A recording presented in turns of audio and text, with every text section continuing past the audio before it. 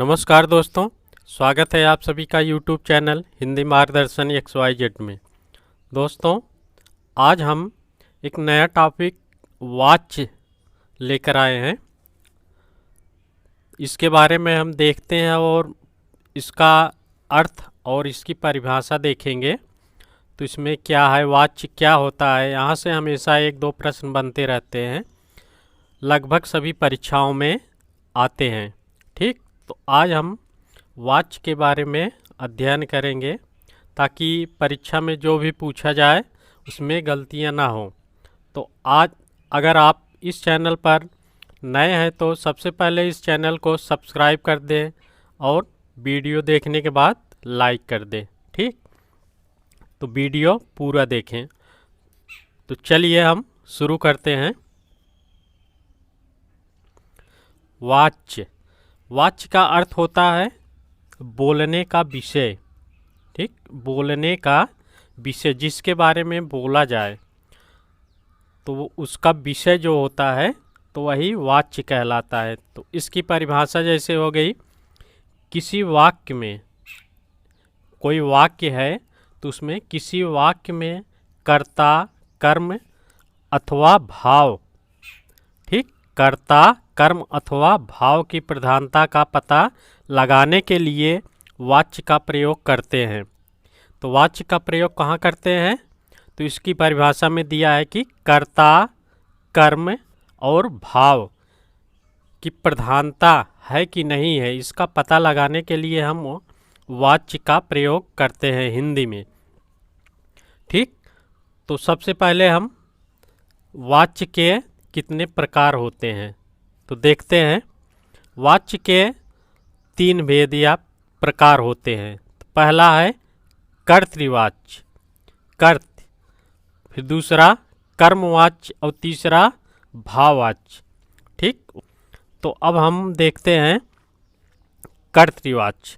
कर्तृवाच्य किसे किसे कहते हैं? तो इसकी परिभाषा क्या है? तो कर्त, कर्त से ही मालूम होता है कि कर्ता। अब कर्ता की प्रधानता कहाँ होती है? तो इसमें कर्तवाच्य में इसका पता लगाते हैं। कर्तवाच्य किसे कहते हैं? जिस वाक्य में क्रिया का प्रयोग, यानी क्रिया को, जो वाक्य होता है उसमें क्रिया का प्रयोग कर्ता के अनुसार किया गया हो। ठीक, तो कर्तवाच्य का क्या परिभाषा हो गई? जिस वाक्य में क्रिया का प्रयोग कर्ता के अनुसार किया गया है उसे हम कर्तृवाच्य कहते हैं। तो इसमें जैसे लिंग और वचन प्रायः जो है कर्ता के अनुसार लगते हैं। लिंग वचन किसके अनुसार लगेंगे? कर्ता। ठीक, तो ये हो गया कर्तृवाच्य। तो इसका उदाहरण देखेंगे। इसमें देखेंगे मनीष केला खाता है। तो मनीष क्या है? कर्ता, खाता है क्रिया। ठीक, इसमें लिंग वचन जो है कर्ता के अनुसार, कर्ता के अनुसार देखिए, कर्ता क्या है? पुल्लिंग है, तो यहाँ पुल्लिंग में आएगा खाता। ठीक, अगर रीता केला खाती है तो रीता केला खाती, यानी स्त्रीलिंग में आ जाएगा। ठीक, तो इसमें यही है लिंग वचन, अगर एक वचन में है तो यहाँ भी एक वचन आएगा। ठीक, तो ये क्या हो गया? कर्तृवाच्य। इसका और उदाहरण जैसे शिवम पत्र लिखता है। तो शिवम, शिवम पत्र लिखता है। तो शिवम क्या हो गया? कर्ता, यानी कर्तृवाच्य। ठीक, और लिखना क्या हो गया? यानी लिखता है तो क्रिया। तो कर्तृवाच्य के शिवम क्या है? पुल्लिंग है, एक वचन है। ठीक, तो यहाँ एक वचन पुल्लिंग में क्रिया आई है, तो इसी को हम कर्तृवाच्य कहते हैं। यानी लिंग वचन के अनुसार जिस वाक्य में क्रिया प्रयोग होती है, इसकी परिभाषा क्या थी? जिस वाक्य में क्रिया का प्रयोग, यानी क्रिया का प्रयोग हम जिस वाक्य में करते हैं तो किसके अनुसार? कर्ता के अनुसार अगर किया गया है तो उसे हम कर्तृवाच्य कहते हैं। तो इसमें लिंग वचन का ध्यान देना पड़ेगा, ठीक। तो अगर जिस लिंग में पुल्लिंग है, स्त्रीलिंग है, तो उसी के अनुसार क्रिया भी लगेगी। तो अगला देखते हैं, कर्मवाच्य। कर्मवाच्य का सीधा अर्थ हो गया जिस वाक्य में कर्म के अनुसार क्रिया में परिवर्तन होता है उसे कर्मवाच्य कहते हैं। इसमें कर्म की प्रधानता होती है, ठीक। अब इसमें क्या है? जिस वाक्य में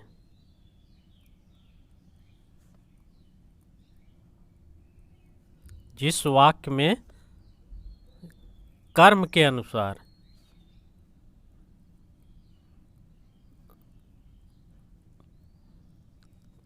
अनुसार क्रिया का प्रयोग होता है,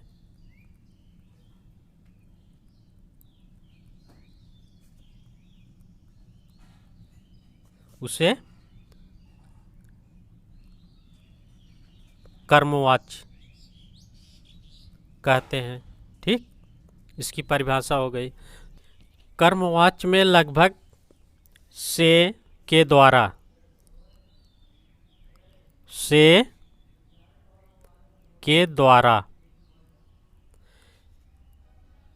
ये शब्द आते रहते हैं, ठीक। जैसे रीता के द्वारा पढ़ी नहीं जाती, ठीक, उसके द्वारा आया जाए, तो ये क्या हो गया? कर्मवाच्य। कर्मवाच्य में देखते हैं कर्ता के आगे से के द्वारा, ठीक, से के द्वारा ये लगाया जाता है। फिर आगे क्रिया सदैव अन्य पुरुष,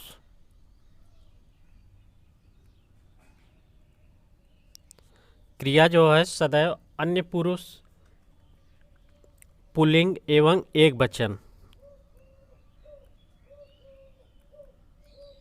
पुल्लिंग और एक वचन में होता है, ठीक। ये पहचान है। इसमें क्या है? कर्मवाच्य में से या के द्वारा, या ठीक, से या के द्वारा जुड़ा रहता है। फिर क्रिया सदैव अन्य पुरुष, पुल्लिंग एक वचन में होता है। इसमें जैसे हमने उदाहरण देख लिया, फिर आगे हम देखते हैं भाववाच्य। भाव से ही मालूम पड़ रहा है कि भाव क्या है। जैसे होता है किसी का भाव पता करना, ठीक। तो भाव का अर्थ हो गया है कि उसके बारे में जानना, उसकी इच्छा क्या है, तो उसके भाव क्या हैं, ठीक। तो जिस वाक्य में क्रिया का प्रयोग, परिभाषा इसकी, जिस वाक्य में क्रिया का प्रयोग कर्ता और कर्म को छोड़कर, अब देखिए भाव कर्ता और कर्म ये सब छोड़कर, ठीक, को छोड़कर भाव के अनुसार क्रिया, यानी भाव के अनुसार किया गया हो। जिस वाक्य में क्रिया का प्रयोग कर्ता और कर्म को छोड़कर भाव के अनुसार किया गया है उसे भाववाच्य कहते हैं। तो इस प्रकार के वाक्य में भाव की प्रधानता होती है। तो भाव में केवल अकर्मक क्रियाओं का प्रयोग किया जाता है। भाव में केवल अकर्मक क्रियाओं का प्रयोग होता है। तो अब भाव से हमें मालूम हो गया कि भाव, जैसे तोते से उड़ा नहीं गया, तोते से उड़ा नहीं गया, तो इसमें क्या है, भाव व्यक्त हो रहा है कि वह उड़ने से असमर्थ है। ठीक, तोते से उड़ा नहीं गया, जैसे अब उससे चला नहीं जाता, तो इसमें असमर्थता व्यक्त होती है कि यह कार्य मुझसे नहीं हो सकता, तो उसे हम भाववाच्य कहते हैं। अब हम देखते हैं कि हमने अभी कर्तृवाच्य क्या हमने परिभाषा दी कि कर्तृवाच्य वह होता है जहाँ कर्ता की प्रधानता हो, तो कर्ता के अनुसार क्रिया वचन ये सब लगते हैं। ठीक, तो उसे कर्तृवाच्य कहते हैं। इसके कर्ता के साथ ने विभक्ति लगती है या कभी कभी बिना विभक्ति की होती है। ने, कर्ता की विभक्ति क्या है, ने, या तो ने कर्ता में लगा रहता है या तो कभी कभी नहीं लगा रहता है। ठीक, एक कर्ता। और कर्म में क्या है, कर्ता के साथ से या के द्वारा, दूसरा कर्म जो है, तो इसमें क्या है, कर्ता के साथ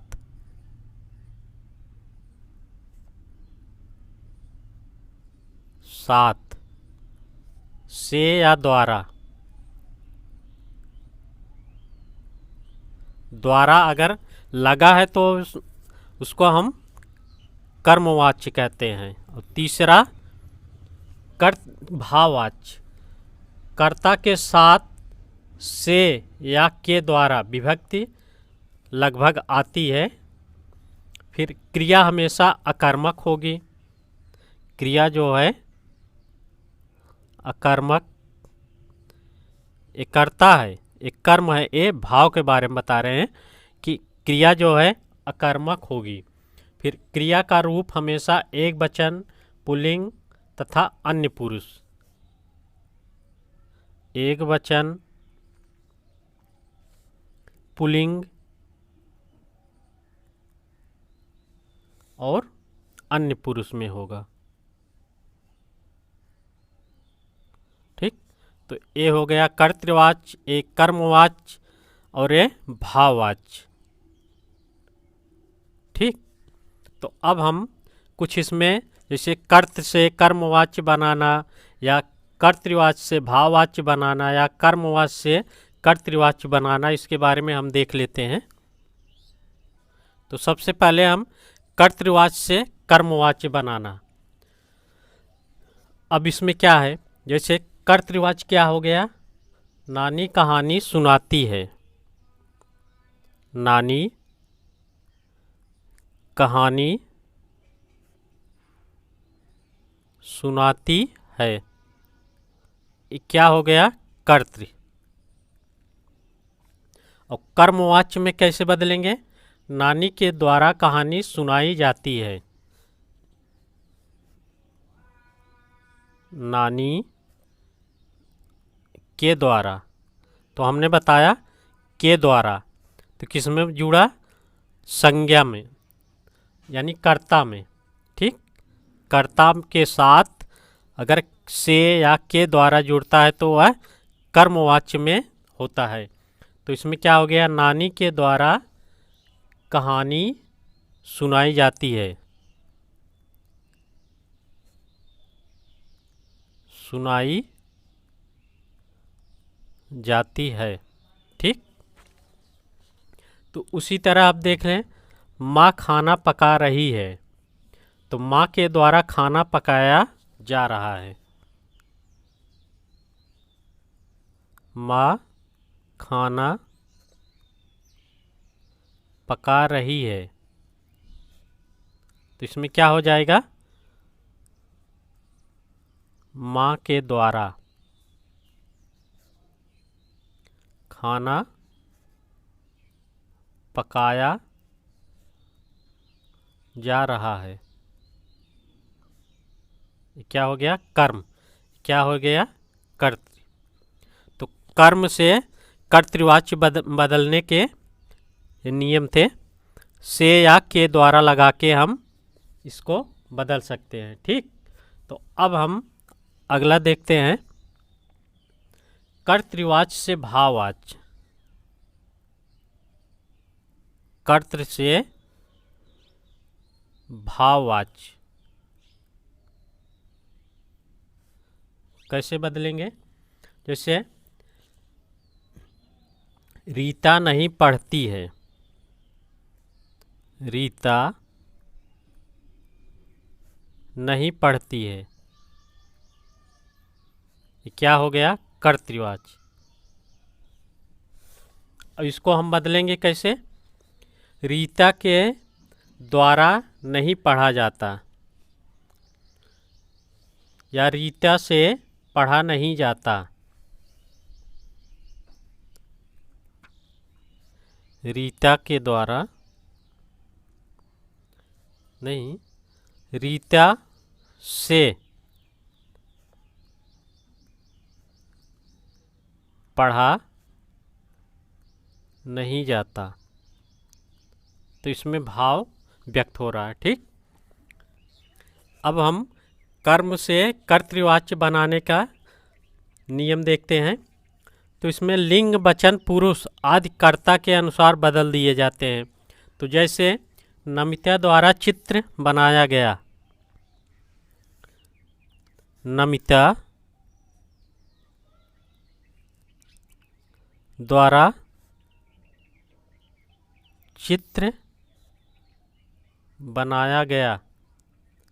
तो ये क्या हो गया? कर्मवाच्य।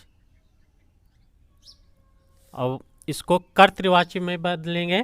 तो नमिता चित्र बनाती है। नमिता चित्र बनाती है। ठीक, फिर एक और उदाहरण देखते हैं। किसान द्वारा अनाज बोया गया। किसान द्वारा अनाज बोया गया। तो इसका क्या होगा? किसान ने अनाज बोया। किसान ने अनाज बोया। तो ये क्या हो गया? कर्तृवाच्य। ये क्या है? कर्मवाच्य। तो आज हमने वाच्य के बारे में अध्ययन किया। इसकी परिभाषा, इसका अर्थ और इसके भेद तो कितने प्रकार के होते हैं, इसके प्रकार देखे हमने। ठीक, तो कर्तृवाच्य, कर्मवाच्य और भाववाच्य, इसके 3 भेद थे। इसके एक एक करके हमने इसका अध्ययन किया और इसका उदाहरण भी दिया। ठीक, तो कर्तृवाच्य से कर्मवाच्य बनाना, फिर कर्तृवाच्य से भाववाच्य बनाना, फिर कर्मवाच्य से कर्तृवाच्य बनाना, इसके बारे में देखा। तो आज हमने वाच्य के बारे में अध्ययन कर लिया। ठीक, तो यहाँ से प्रश्न बनता रहता है, लगभग परीक्षा में आता ही है। तो चलिए दोस्तों, अब इसके बाद अगले वीडियो में फिर मिलते हैं।